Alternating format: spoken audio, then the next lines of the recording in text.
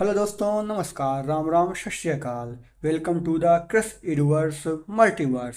ये है मल्टीवर्स की दुनिया।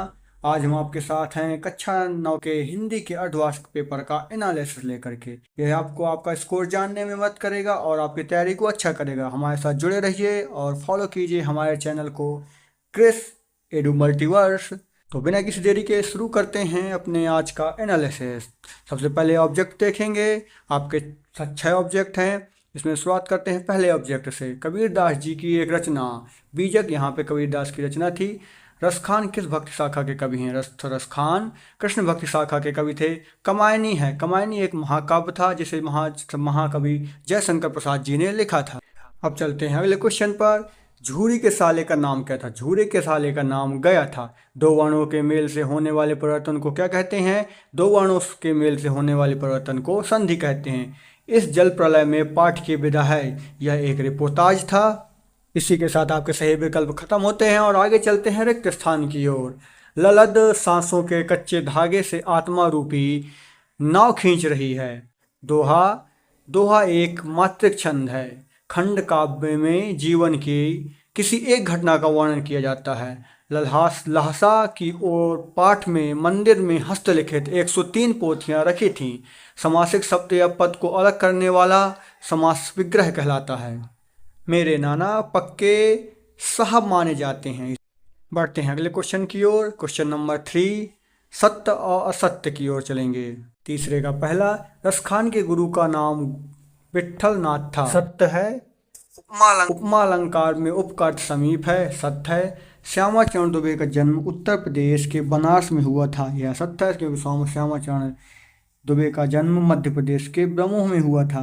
सलीम अली की उम्र को सती तक पहुंचाने में थोड़े ही दिन बचे थे। सत्य है। उपहास शब्द में उप शब्द उपसर्ग है। ये भी सत्य है। परती का अर्थ वह जमीन है जो बोई जोती नहीं जाती। ये भी सत्य है।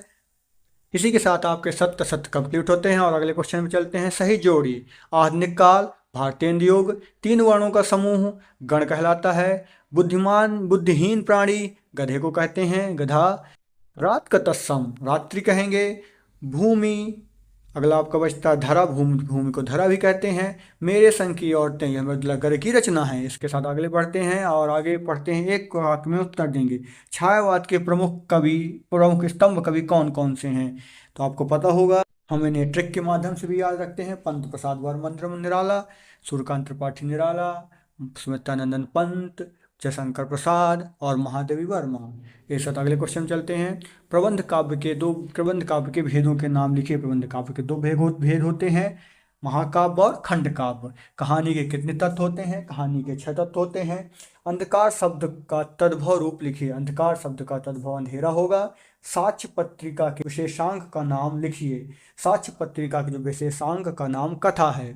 मृदुला गर्ग की परदादी ने मंदिर में जाकर क्या मन्नत मांगी थी? तो मृदुला गर्ग की परदादी ने मंदिर में जाकर मन्नत मांगी थी कि उनकी पतोहू को पहली संतान लड़की हो।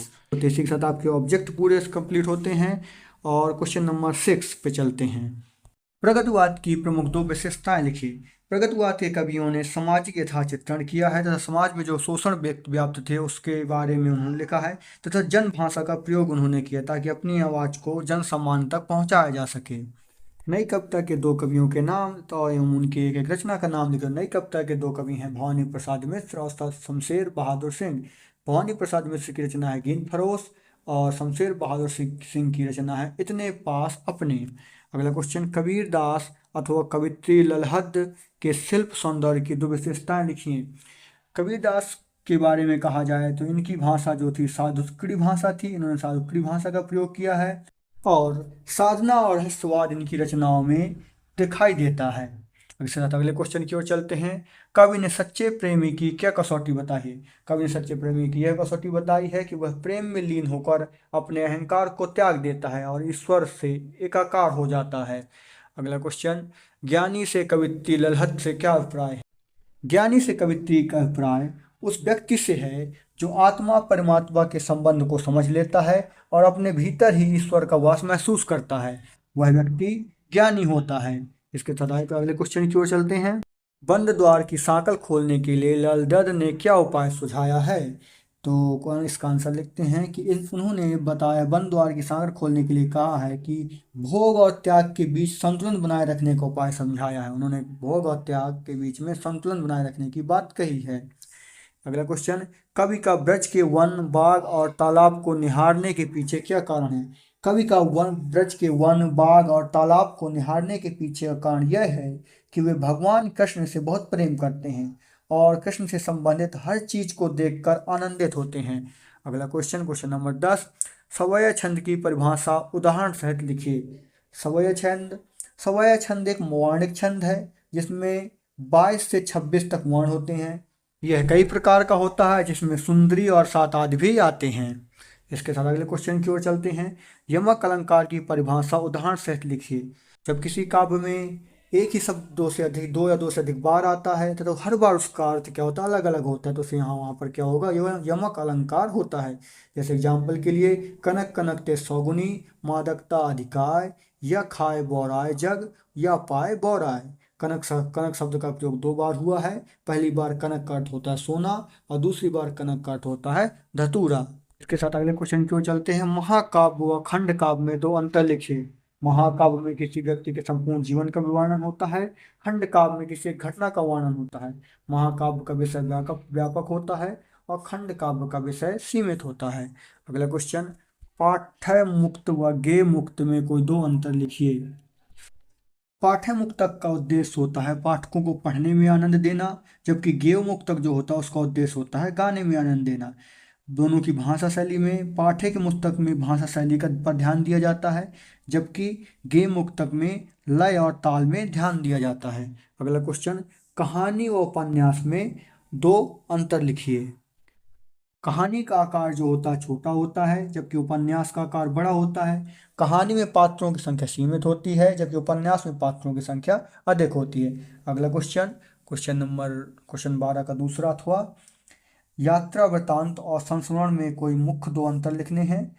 यात्रा वृतांत में किसी विषय के किसी यात्रा का वर्णन किया जाता है, जबकि संस्मरण में किसी घटना का वर्णन किया जाता है। और यात्रा वृत्तांत में प्रत्यक्ष अनुभव के आधार पर बताया जाता है और संस्मरण जो अपनी स्मृति के आधार पर बताया जाता है। अगला क्वेश्चन, प्रेमचंद अथवा राहुल संस्कृत्यायन की दो रचनाएं लिखते हुए भाषा शैली की विशेषताएं लिखिए। प्रेमचंद की दो रचनाएं गोदान और गबन हैं। इनकी भाषा शैली सरल भाषा थी, सहज भाषा है और आम बोलचाल की भाषा है। उनकी शैली जो थी वर्णात्मक शैली का प्रयोग करते थे प्रेमचंद जी। अगला राहुल सांस्कृतायन, इनकी जो दो रचनाएं हैं वोल्गा से गंगा, सिंह सेनापति। इनकी जो भाषा शैली थी, इनमें इनकी भाषा में संस्कृत के शब्दों का प्रयोग दिखाई देता है और शैली में यात्रा वृत्तांत और इतिहास लेखन के लिए प्रसिद्ध हुए थे। इसी के साथ अगले क्वेश्चन की ओर बढ़ते हैं। तिब्बत यात्रा के दौरान लेखक राहुल संस्कृतायन को किन कठिनाइयों का सामना करना पड़ा था? तो तिब्बत यात्रा के दौरान उन्होंने बहुत सारी कठिनाइयों का सामना किया था। वो तेज धूप पे चले थे, रास्ता भटकने के कारण 1 से 1.5 मील वापस उन्हें आना पड़ा था तथा डाकुओं से बचने के लिए उन्होंने भिखारी का रूप धारण किया था। अगला क्वेश्चन, लेखक श्यामाचरण दुबे ने उपभोक्तावादी संस्कृति को हमारे समाज के लिए चुनौती क्यों कहा है? लेखक श्यामाचरण दुबे ने उपभोक्तावादी संस्कृति को हमारे समाज के लिए चुनौती इसलिए कहा है क्योंकि यह हमारी अपनी सांस्कृतिक पहचान को मिटाती जा रही है और मनुष्य को स्वकेंद्रित बनाती जा रही है, इसलिए इन्होंने उसे चुनौती कहा है। अगले क्वेश्चन की ओर बढ़ते हैं। लेखक के अनुसार जीवन में सुख से क्या अभिप्राय है? लेखक के अनुसार जीवन में सुख का अभिप्राय केवल उपभोग का सुख नहीं है, बल्कि विभिन्न प्रकार के मानसिक, शारीरिक और सूक्ष्म आराम से भी सुख कहलाते हैं। इसी के साथ अगले क्वेश्चन की ओर बढ़ते हैं। किस घटना ने सलीम अली के जीवन की दिशा को बदल दिया और उन्हें पक्षी प्रेमी बना दिया? बचपन में सलीम अली जी से एक बार नीलेकंठ वाली गौरैया उन्होंने घायल कर दी थी अपनी एयरगन से। इस घटना ने उनके जीवन की दिशा बदल दी और उन्हें पक्षी प्रेमी बना दिया। अगले क्वेश्चन की ओर चलते हैं। मुहावरे एवं लोकोक्तियों में अंतर लिखिए। तो मुहावरा एक वाक्यांश होता है, जबकि लोकोक्ति एक पूर्ण वाक्य होती है। मुहावरा लिंग, वचन और कारक के अनुसार बदलता है, जबकि लोकोक्ति में कोई परिवर्तन नहीं होता है। अगला क्वेश्चन, संधि और समास में कोई दो अंतर लिखिए। तो संधि दो वर्णों का मेल होता है, जबकि समास दो शब्दों का मेल होता है। संधि में वर्णों को योग योग से युवाओं में परिवर्तन हो सकता है, जबकि समाज में ऐसा नहीं होता है। अगला क्वेश्चन, गोलंबर के पास जनसंपर्क की गाड़ी क्या ऐलान कर रही थी? गोलंबर के पास जनसंपर्क की गाड़ी लाउड स्पीकर पर यह ऐलान कर रही थी कि जब तक हम हैं तब तक कोई बीमार नहीं पड़ेगा और यह हमारी पार्टी का चुनाव चिन्ह है। शिक्षा बच्चों का जन्मसिद्ध अधिकार है। इस दिशा में लेखकर मृदुला गर्ग के विचारों को लिखे। मृदुला गर्ग के विचार बहुत ही अच्छे थे। उन्होंने कर्नाटक में एक स्कूल खोला था बच्चों के लिए। उन्होंने और उनके पति ने मिलकर के बच्चों को स्कूल स्कूल बनाने के लिए फंड भी जुटाए थे और सरकार से मान्यता भी ली थी। तो साथ साथ उन्होंने जिसके जिसके कारण गरीब बच्चों को मदद मिली थी और शिक्षा मिली थी। इसी के साथ अगला क्वेश्चन, संदर्भ प्रसंग व्याख्या लिखना है। और इसके बाद इसके बाद भी एक पैसेज दिया है जिसमें संदर्भ प्रसंग व्याख्या लिखनी है। फिर एक संवाद को लिखना है तथा योग का महत्व भी लिखना है। प्राचार्य के लिए स्थानांतरण प्रमाण पत्र है और साथ ही साथ आपका निबंध है। इसी प्रकार की अधिक जानकारी के लिए हमारे साथ जुड़े रहें, हमारे चैनल को फॉलो करें, क्रिस एडू मल्टीवर्स। और आपका स्कोर कितना रहा ऑब्जेक्ट में, आपके कितने सही विकल्प सही थे, कमेंट करके हमें ज़रूर बताएं। Thank you.